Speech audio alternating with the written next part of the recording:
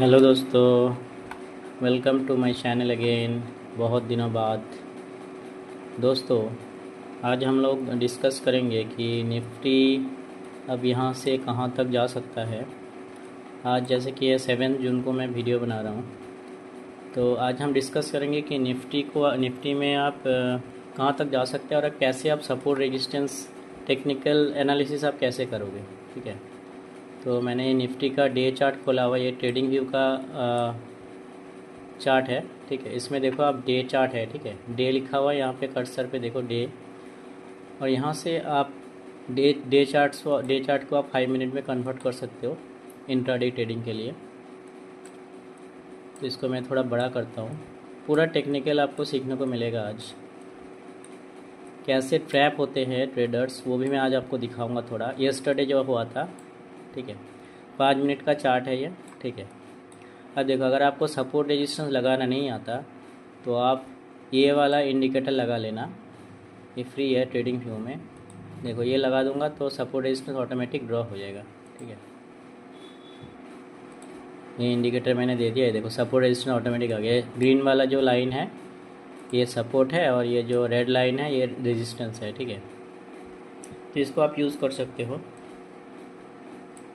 तो यहाँ से आप सपोर्ट, यहाँ से देखो कितना अच्छा सपोर्ट। ये पहले जो ग्रीन है, यहाँ पे मैं थोड़ा मार्क करने की कोशिश करता हूँ। ये देखो, यहाँ पे ग्रीन दिखा रहा है ना, ये वाला यहाँ पे। ठीक है, यहाँ पे पहले रेड था जब मार्केट यहाँ पे था इस पॉइंट पे, तब ये वाला यहाँ पे ये रेड था, तब ये रेजिस्टेंस था। ठीक है, लेकिन जब भी ये इसके अंदर आ जाएगा तब ये ग्रीन बनने लगा, मतलब ये थोड़ा ग्रे टाइप का बनने लग जाएगा, और फिर ये जब इसको क्रॉस कर जाएगा तो ये सपोर्ट की तरह काम करेगा। लेकिन आपको आइडिया मिलेगा कि यहाँ से यहाँ तक का यहाँ पे जो है रेजिस्टेंस है, क्योंकि देखो अब यहाँ पे रेजिस्टेंस में कितनी बार आए। ये पहले रेजिस्टेंस की तरह काम कर रहा था, यहाँ पे कितनी बार आके वापस गया है।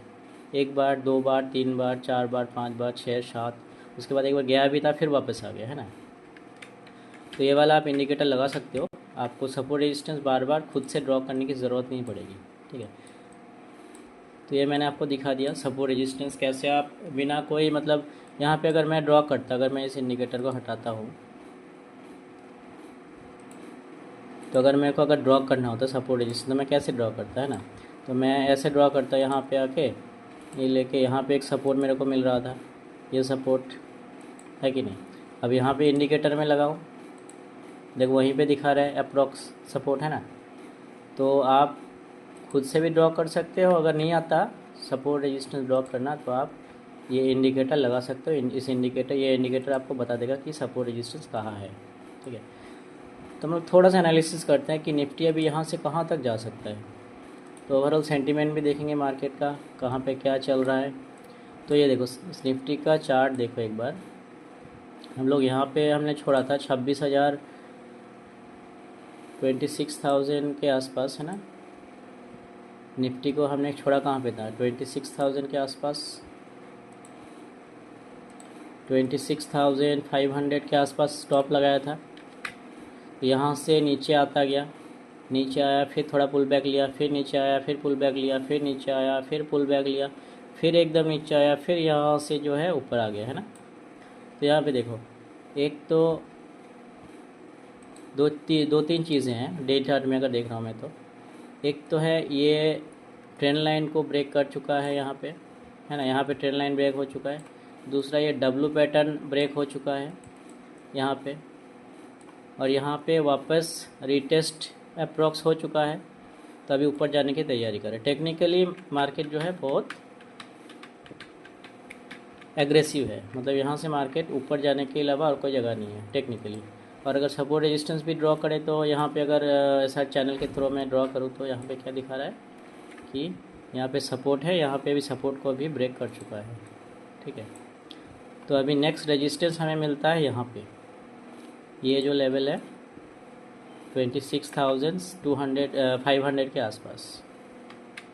तो अभी कोई चिंता की बात नहीं है। और एक सेंटिमेंट है जो यूक्रेन रसिया को वार का जो है वारफेयर चल रहा है, उसका ज़्यादा इम्पैक्ट पड़ने वाला नहीं है, क्योंकि इंडिया पाकिस्तान का कोई इम्पैक्ट नहीं पड़ा मार्केट पे, तो क्या बाहर का क्या इम्पैक्ट पड़ेगा, है ना।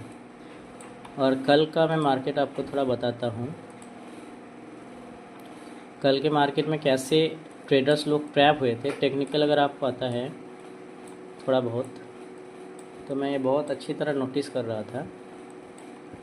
कल देखो कल क्या हुआ। कल आरबीआई का मॉनेटरी पॉलिसी का एक वो था, अनाउंसमेंट था।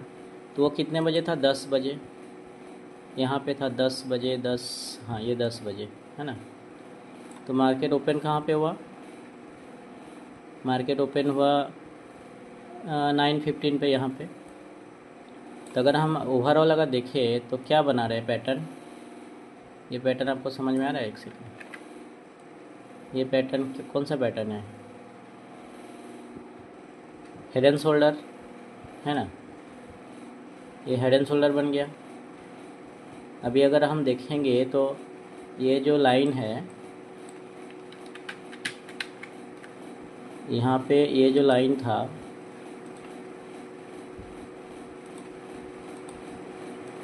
लाइन था ये अप्रोक्स ब्रेक डाउन कर चुका था, है ना। यहाँ पे ब्रेक डाउन कर चुका था इस रेड लाइन पे।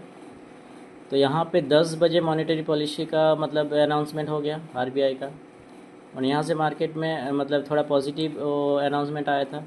यहाँ से मार्केट ने मूव लिया। तो हमेशा टेक्निकल पे अगर पूरा भरोसा करोगे, अगर टेक्निकल पे भरोसा करना भी है तो उसको स्टॉप लॉस लगा के रखना है, ठीक है। यहाँ पे आपने अगर पुट में ट्रेड लिया होगा इस रेड कैंडल पे ना, इस 5 मिनट के इस कैंडल पे अगर आपने पुट में ट्रेड लिया होगा, इस रेड कैंडल में अगर पुट में अगर आपने ट्रेड लिया होगा, यहाँ पे बनता है ट्रेड, ये जो है यहाँ पे ट्रेड बनता है, क्योंकि ये ब्रेकडाउन अप्रॉक्स हो चुका था। ये जो ब्रेकडाउन था ये अप्रॉक्स हो चुका था, क्योंकि यहाँ पे एक ब्रेकडाउन आप देख सकते हो, उसके बाद ये रिटेस्ट करके वापस ब्रेकडाउन। लेकिन यहाँ पे क्या था, 10 बजे थे, अनाउंसमेंट आना था। यहाँ से मार्केट ने फिर क्या मूव दिखाया। तो यहाँ पे अगर आपने ट्रेड लिया भी होता तो यहाँ पे आपको एसएल देना है ना। ऑप्शन में अगर पुट में अगर आपने ट्रेड लिया है तो 20 या 25 या 15 पॉइंट का आपको स्टॉप लॉस भी देना था। यहाँ पे जो अनाउंसमेंट आया तो ग्रीन कैंडल बनाया, और यहाँ पे सारे ट्रेडर्स ट्रैप हुए, यहाँ पे एसएल हिट हुआ, और ये मार्केट भागा वापस और रुकने का नाम ले लिया और ऊपर चला गया, है ना। तो यहाँ पे टेक्निकल काम आता है, लेकिन आपको मार्केट सेंटिमेंट्स, थोड़ा सा न्यूज़ का भी ख्याल रखना पड़ता है ना। इस तरह से आप ट्रैपिंग से आप बच सकते हो। तो टेक्निकल से आप इनकम कर सकते हो, लेकिन टेक्निकल को भी थोड़ा सा न्यूज़ और ग्लोबल सेंटिमेंट और इन सब का भी थोड़ा बहुत ख्याल रखना पड़ता है। और अगर आप अभी देखेंगे तो यहाँ से मार्केट देखो सीधा गया और फिर एक फ्लैग एंड पोल की तरह बनाने की कोशिश कर रहा है। अब यहाँ से अगर ऊपर की और ब्रेकआउट देता है तो फिर मार्केट और भी ऊपर जाएगा, और ऊपर कोई रेजिस्टेंस उस तरह से है नहीं, एकदम 26,500 के आसपास या 25,000 यहाँ पे एक है रेजिस्टेंस, नहीं है ऐसा नहीं है, 25,000 पे है, 25,100 200 पे एक रेजिस्टेंस है। लेकिन मुझे लगता है मार्केट यहाँ पे थोड़ा कंसोलिडेट करेगा, थोड़ा नीचे ऊपर जाएगा, एकदम से ऊपर नहीं जाएगा। ठीक है दोस्तों, तो दोस्तों वीडियो को लाइक शेयर और सब्सक्राइब कर लेना चैनल को, अगर चैनल पर नया है तो। मैं वीडियो थोड़ा बहुत लाऊंगा, ठीक है। Thank you.